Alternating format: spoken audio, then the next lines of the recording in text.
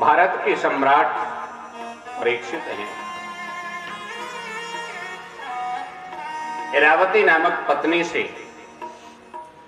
और इनके यहां भी फिर 4 संतानें हुई, जिनमें सबसे बड़े पुत्र का नाम है जन्मेजय।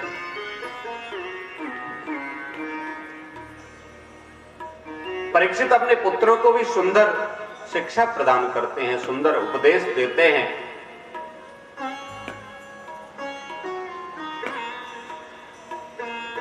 और भगवान के भजन पर बड़ा जोर देते हैं।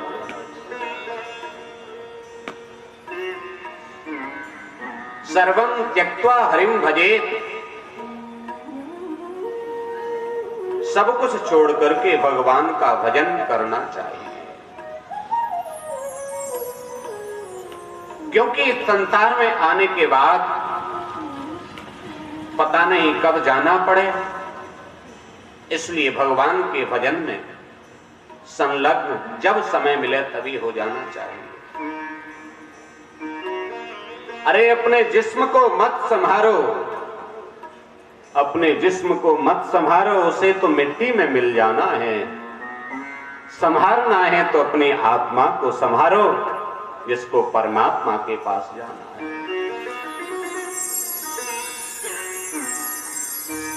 एक दिन परीक्षित का मन हुआ अपने भंडार गृह को देखने का। पुराना भंडार गृह खोला, उसमें एक सुंदर सा मुकुट दिखाई दिया। आज उस मुकुट को धारण करके परीक्षित आखेट के लिए निकल पड़े। जैसे ही निकले तो क्या दृश्य दिखाई देता है कि एक बैल खड़ा हुआ है, उसके पास में गौ माता खड़ी है। गौ माता की आंखों से अश्रुधारा बह रही है, क्योंकि ये जो बैल है इसके 4 पैर होने चाहिए, किंतु 4 नहीं है। 4 में से 3 पैर गायब हैं, 1 पैर पर खड़ा है। और महाराज ये 1 पैर जो है ना, उसको भी एक काला काला पुरुष आया तलवार लेकर के और उसको भी काटने का प्रयास करता है। परीक्षित ने जैसे ही देखा तुरंत डांटा, अरे दुष्ट कौन है? मेरे राज्य में तेरी इतनी सामर्थ्य, मैं तुझे जिंदा नहीं छोड़ूंगा। आज इसने आकर के परीक्षित की शरणागति ग्रहण की, चरणों में गिर पड़ा, त्राहि माम रक्ष माम। महाराज पूछा तुम कौन हो? बोले मेरा नाम कली है, मैं कलियुग हूं। ये जो बैल है, ये बैल कोई और नहीं, धर्मोसी वृषरूप, ये साक्षात धर्म ही बैल के रूप में है। और धर्म के 4 पैर हुआ करते थे, सत्य दान दया और पवित्रता। फिर 1 पैर कम हुआ और फिर द्वापर में तो 2 ही पैर रह गए, सत्य और दान। और कलयुग में आते आते तो 1 पैर और कम हो गया, 1 ही पैर रह गया। कि प्रगट 4 पद धर्म के, कलिमा एक प्रधान। येन केन विधि दीजे, दान करे कल्याण। केवल दान ही 1 पैर जो धर्म का है वो कलयुग में रह गया है, और उसको भी ये कली जो है वो नष्ट करना चाहता है। जैसे ही उसने शरणागति ग्रहण की तो राजा परीक्षित को अपने पूर्वजों की बात ध्यान आ गई कि मुझसे कहा था शत्रु भी यदि कभी शरण में आ जाए तो उसको क्षमा कर देना, इसलिए मैं तुम्हें प्राण दंड तो नहीं देता हूं, किंतु तुम मेरे राज्य से निकल जाओ। इसने कहा कहां जाऊं?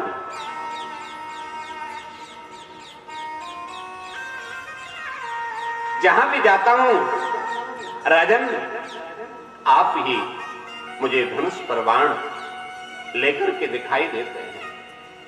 यत्र क्वचन वक्ष्यामि सार्वभौम तवाज्ञया, लक्ष्ये तत्र तत्रापि त्वमाप्तेषु सरासर।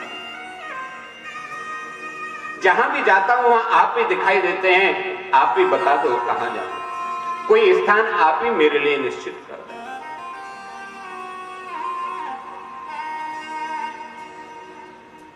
परीक्षित के मन पे आया और परीक्षित ने कह दिया ठीक है, तुम्हारे लिए कुछ जगह निश्चित की जाती है।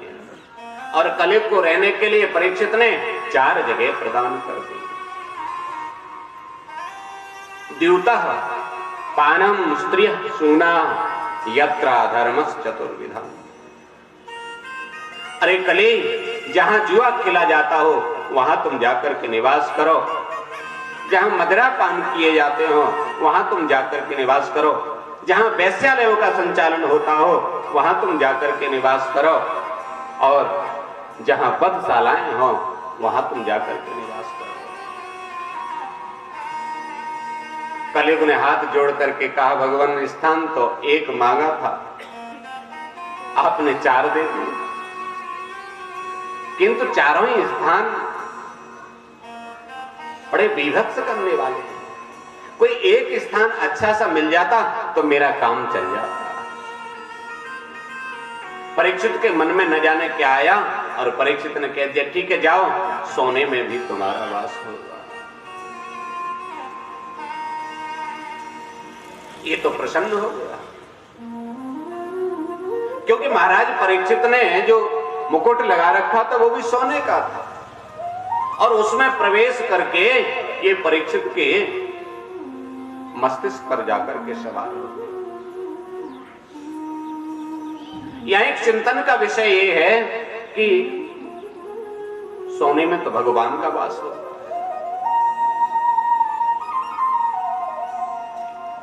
गीता में भगवान बताते हैं कि तिथियों में मैं एकादशी हूं, वृक्षाणाम पिप्पलो हूं, वृक्षों में मैं पीपल हूं, मासानाम मार्गशीर्षो हूं, महीनों में मैं अगहन हूं, मार्गशीर्ष हूं।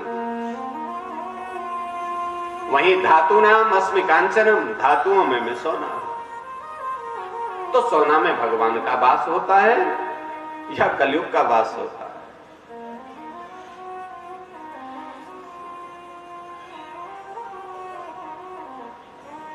हमने एक दिन गुरुजी से पूछा, गुरुजी ये बात तो समझ में नहीं आई, सोने में भगवान का भी वास बता दिया और सोने में कलयुग का भी वास बता दिया। तो गुरुजी ने कहा सोना भी 2 तरह का होता है भैया। 2 तरह का कैसा? एक असली सोना और एक नकली सोना।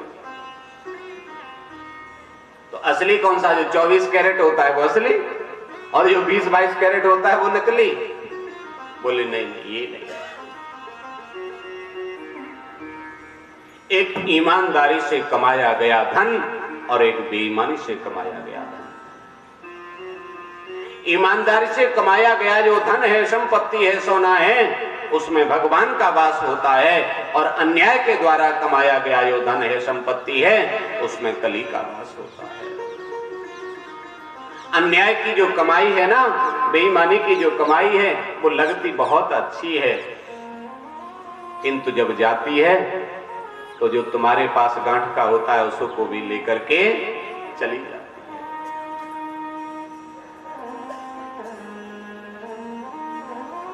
अन्यायोपार्जितम वित्तम 10 वर्षाणि तिष्ठति, प्राप्ते तु 11 वर्षे समूलस तत् विनश्यति।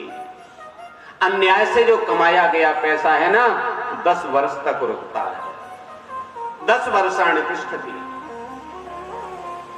और 11वें वर्ष में वो तुम्हारे पास जितना होता है उसको भी लेकर के डूब जाता है। कोई डॉक्टर लग जाएगा, कोई वकील लग जाएगा, कोई न कोई बहाना लग जाएगा, और आपकी स्वयं की धन संपत्ति भी सब उसके साथ ही चली जाएगी। तो क्या ये परीक्षित ने जो मुकुट लगा रखा था, इसमें जो सोना था, ये अन्याय का था? और नहीं तो क्या न्याय का था? अन्याय का तो था ही। कैसे? परीक्षित ने जो मुकुट लगाया था महाराज उस दिन, ये मुकुट जरासंध का था। जरासंध को जीत करके जब ये अर्जुन, कृष्ण और भीम आए, तो पहले ये राजाओं में परंपरा हुआ करती थी कि जो राजा जिसको जीत लिया करता था उसका मुकुट ले आया करते थे। और ये भी जरासंध का मुकुट ले आए थे। वही मुकुट भंडार गृह में रखा था और उसी मुकुट को देख करके परीक्षित आज आकृष्ट हो गए थे और वही मुकुट आज परीक्षित ने लगा लिया था, इसलिए उसमें कली ने प्रवेश कर लिया। अब तो याकेट में आगे गए, कहीं याकेट में दिखाई कुछ नहीं दिया, लौटते समय लेट हो गए, प्यास से व्याकुल थे। एक आश्रम में इन्होंने प्रवेश किया।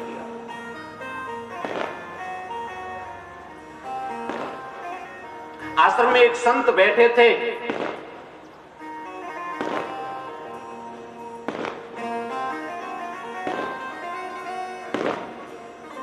समाधि भजन कर रहे हैं, उन्हें पता ही नहीं चला कौन आया कौन गया।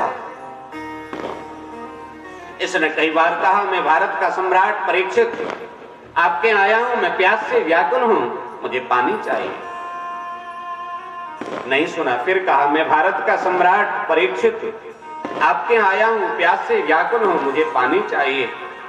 जब पानी नहीं मिला तो इसने सोचा कि ये तो पाखंड कर रहे हैं, ढोंग कर रहे हैं, कोई भजन नहीं कर रहे हैं। क्योंकि कली का प्रभाव था और इसकी वजह से वहां एक मरा हुआ सर्प पड़ा था। तीर से उसको उठाया और मुनि के गले में डाल दिया और वहां से हस्तिनापुर के लिए प्रस्थान कर। ये तो चल करके इधर घर पहुंचे। रात्रि में जैसे मुकुट उतारा तो प्रायश्चित ने होने लगा, ये मैंने क्या किया, ये तो बहुत बुरा काम कर दिया। किंतु उधर क्या हुआ कि एक ब्रह्मचारी ने देखा कि मुनि के गले में मरा हुआ सर्प, तो इनके पुत्र नदी के किनारे संध्या वंदन कर रहे थे। वहां जाकर के कहा, तुम्हारे पिता के गले में किसी ने मरा हुआ सर्प डाल दिया है। जैसे इसने सुना, बड़ा क्रोध आया और क्रोध में भर करके तुरंत वहीं नदी से जल हाथ में लिया और जल हाथ में लेकर के साफ दे दिया, आज से 7वें दिन जिसने भी मेरे पिता के गले में मरा हुआ सर्प डाला है, आज से 7वें दिन तक्षक के डसने से उसकी मृत्यु हो जाएगी, उसकी मृत्यु हो जाएगी, उसकी मृत्यु हो जाएगी। इति लंघित मर्यादम तक्षक सप्तमेह।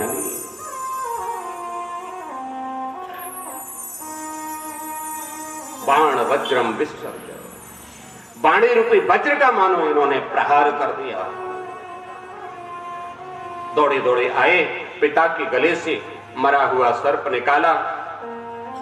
इधर समीप मुनि की समाधि टूटी और देखा, पूछा क्या बात है। बोले किसी ने आपके गले में मरा हुआ सर्प डाल दिया। किंतु चिंता मत करो पिताजी, श्रृंगी ने कहा, मैंने भी उसको ऐसा दंड दिया है कि जीवन भर फिर ऐसा अपराध कभी वो करेगा नहीं।